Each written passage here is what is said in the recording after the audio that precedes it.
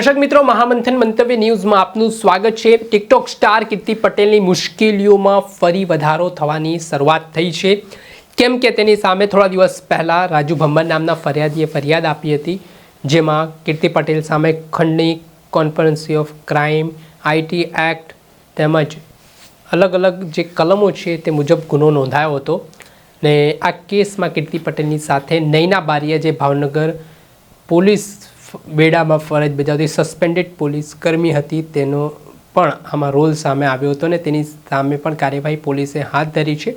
તે પોલીસને ચકમો આપીને ફરાર થઈ ચૂકી છે અને તેને પકડવા માટેની શોધખોળની પ્રક્રિયા પોલીસ દ્વારા હાથ ધરવામાં આવી છે। ત્યારે કીર્તિ પટેલ સામે વધુ એક લેન્ડ ગ્રેબિંગની ફરિયાદનો ગુનો પૂણા પોલીસ સ્ટેશનમાં નોંધાયો છે। ઘટનાની જો વિગતે વાત કરીએ તો થોડાક સમય પહેલાં કીર્તિ પટેલ એક ફ્લેટમાં પૂણા વિસ્તારમાં રહેવા ગઈ હતી।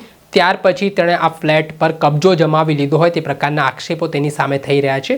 એક વૃદ્ધ દંપતીએ આ મામલે સ્થાનિક પૂણા પોલીસમાં જાણ કરી કે કીર્તિ પટેલ ભાડેથી રહેવા માટે આવી હતી, પરંતુ એ ફ્લેટ ખાલી કરતી નહોતી ને તેણે પોતાનો કબજો આ ફ્લેટ પર જમાવી લીધો ને અવારનવાર જ્યારે વૃદ્ધ દંપતી આ બાબતે તેને રજૂઆત કરે તો તે ધમકીઓ આપતી હોવાના આક્ષેપો સામે આવ્યા, જે બાદ પૂણા પોલીસે આ મામલાની તપાસ કરી ને કીર્તિ પટેલ જે ભાડુઆત તરીકે રહેનાર પોતે ફ્લેટ પર કબજો જમાવવાનો પ્રયાસ કરનાર તેની સામે લેન્ડ ગ્રેબિંગ એક્ટ હેઠળ પણ પોલીસે હવે કાર્યવાહી કરી છે।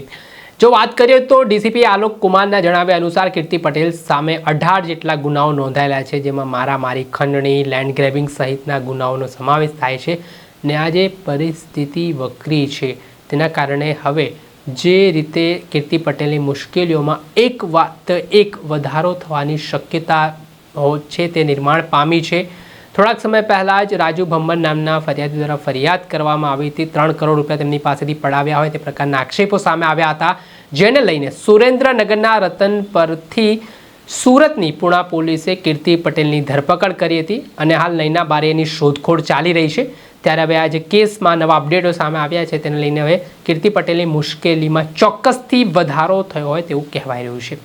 દર્શક મિત્રો, આવા જ વિડીયો જોવા માટે મહામંથન મંતવ્ય ન્યૂઝ જોતા રહો, લાઇક કરો અને વધુમાં વધુ શેર કરો।